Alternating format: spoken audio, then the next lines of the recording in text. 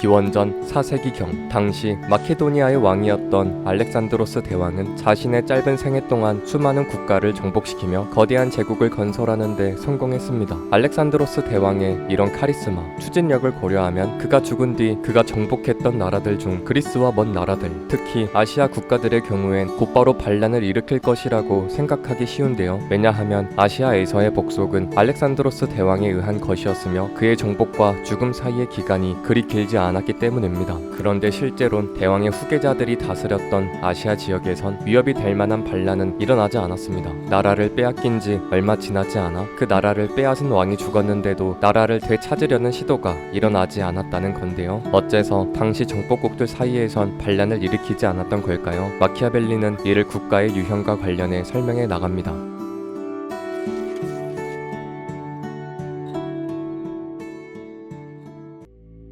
마키아벨리에 따르면 모든 군주국은 두 가지 통치 방식 중 하나로 통치되어 왔습니다. 하나는 한 명의 군주가 신하들의 도움을 받아 1인 통치 체제로 가는 것이고, 다른 하나는 군주가 제후들과 같이 분할하여 통치하는 것인데요. 문제는 이 후자의 경우, 즉 제후가 존재하는 경우엔 그들의 지위나 권력이 단순히 왕의 권위에서 비롯되는 게 아니라 제후에 대한 그 지역의 민심에 좌우된다는 것입니다. 즉 제후가 다스리는 지역에서의 백성들은 자신의 군주를 왕이 아니라 제후라고 인식하기 쉽다는 거죠. 특히나 타지로의 이동이 여의치 않고 통신수단이 발달하지 않았던 시기엔 자신이 나고 자란 지역이 세계의 대부분이라고 여기기 쉽다는 점에서 특정 지역을 다스리는 제후는 특히 막강한 영향력을 행사하게 됩니다. 마키아벨리의 말에 따르면 그의 시대에 이러한 두 가지 통치 유형은 투르크의 술탄과 프랑스의 왕으로 예시됩니다. 투르크 왕국은 술탄이라는 한 사람에 의해 전체적으로 지배되고, 당시 프랑스 왕국은 왕을 비롯한 세습 제후들에 의해 나라가 다스려지고 있었는데요. 여기서 두 왕국의 유형 중 어느 쪽이 더 정복하기가 쉽고 정복한 뒤에 지배 체제를 유지하기가 더 쉬울까요? 마키아벨리는 투르크 왕국의 경우 정복하기는 어렵지만 정복한 뒤에 지배 체제를 유지하는 건 쉽고, 프랑스 왕국의 경우는 정복하기가 더 쉽지만 지배를 유지하긴 더 어렵다고 말합니다. 왜냐하면 투르크 왕국처럼 권력, 지배력이 중앙으로 집권된 나라는 외세의 침입이 일어난다고 해서 내부적으로 반란이 일어날 가능성이 작으며 그 신하들이 배신하여 자신의 이익을 도모할 가능성도 작기 때문입니다. 전적으로 왕의 임명에 좌우되는 지역 관리자들은 그 직위 자체로 왕에게 은혜를 입은 것이며, 따라서 충성심을 발휘하기 때문에 회유하기가 어렵다는 거죠. 게다가 그 지역의 백성들 역시 관리자를 군주로 보지 않고 수도의 왕을 진정한 군주로 생각하기 때문에 일개 귀족을 회유한다고 해서 문제가 술술 풀리는 것은 아닙니다. 반대로 만약 어떻게든 전쟁에서 승리한다면 그 군주의 가문을 없애버리기만 하면 된다는 것이기 때문에 이후에 지배를 유지하는 건 쉬워지는 거죠. 당시 프랑스의 경우는 이와 정반대의 사태가 예상됐습니다.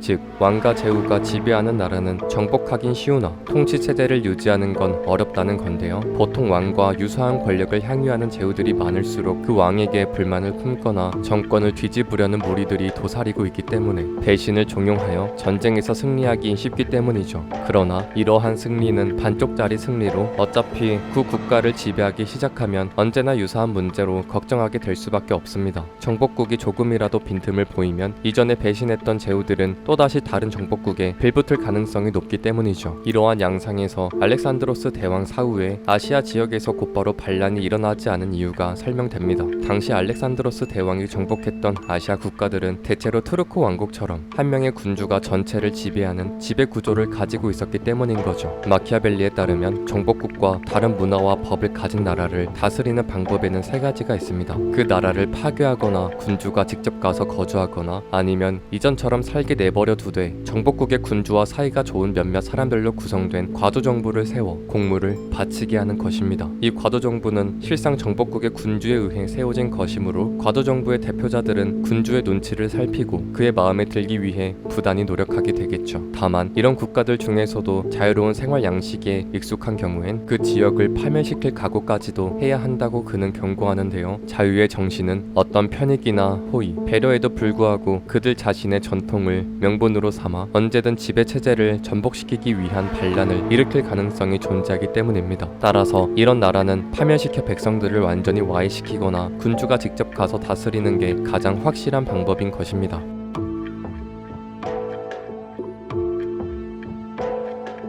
새로운 군주가 자신이 다스릴 국가를 건국했을 때 그 군주가 겪는 시련의 정도는 그가 가진 역량에 달려 있습니다. 마키아벨리에게 중요하게 여겨졌던 두 가지 핵심 작용인은 역량과 행운이었습니다. 여기서 행운에 의존하는 정도가 더 낮고 자신의 역량으로 문제에 부딪히는 군주들은 국가를 더 잘 다스릴 가능성이 높다고 그는 언급하는데요. 자신의 역량을 앞세워 바라던 바를 성취하는 군주들은 공통적으로 기회에 준비된 상태에 있었다는 것입니다. 만약 이들이 모든 일에 있어 요행에 의존하고 자신의 능력을 갈고 닦지 않았다면 그것을 실현할 기회가 주어졌다고 해도 그 기회를 붙잡지 못했겠죠. 어쩌면 엄청난 행운의 연속을 경험하게 된 자는 군주가 되기는 더 쉬울지언정 이후에 그 지위를 유지하긴 더 어려울 것입니다. 요행에 의존하는 자에게 시련은 더 크게 다가오니까요. 반면 자신의 탁월한 역량을 앞세우는 군주들은 설령 군주가 되는 과정 자체는 힘들 수 있어도 일단 권력을 쥐면 그것을 쉽게 유지할 수 있습니다. 신생국의 군주가 마주하는 시련 중 하나는 새로운 제도, 통치 양식을 확립하는 과정에서 나타나는 반발입니다. 마키아벨리는 새로운 형태의 제도를 만드는 것보다 더 어렵고 위험하며 성공하기 힘든 일은 없다는 점을 강조하는데요. 왜냐하면 개혁은 과거의 체제에서 이익을 보던 사람에겐 강한 반발심을 일으키게 되고 새롭게 이익을 볼 사람들은 미래를 확신하지 못해 적극적으로 나서지 않기 때문입니다. 따라서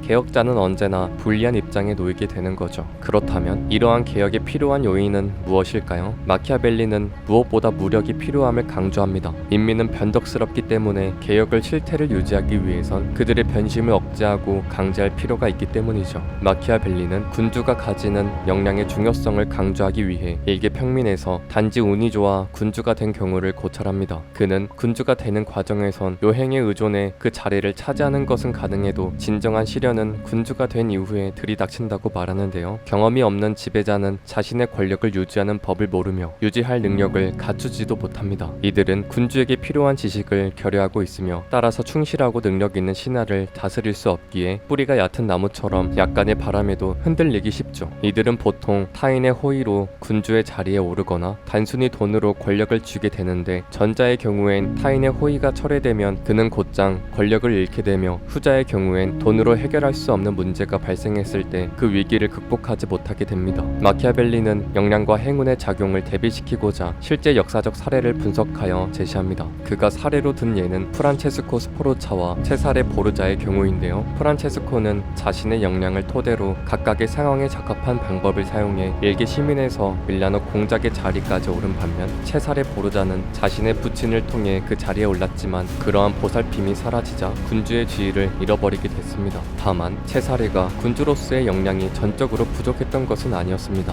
단지 교황이었던 자신의 부친이 사망하고 자신에게 적대적인 자가 교황으로 선출되는 것을 막지 못했다는 게 가장 큰 실책이었죠. 이는 그가 출발해서 교황이었던 부친의 권력에 의존했다는 점이 치명적인 약점으로 작용한 결과인 것입니다. 요컨대 군주란 가장 결정적인 순간에 요행을 바라선 안 되며 자신의 자리를 확고히 하기 위해 역량을 갈고 닦고 그것을 활용할 줄 알아야만 하는 존재인 것이죠.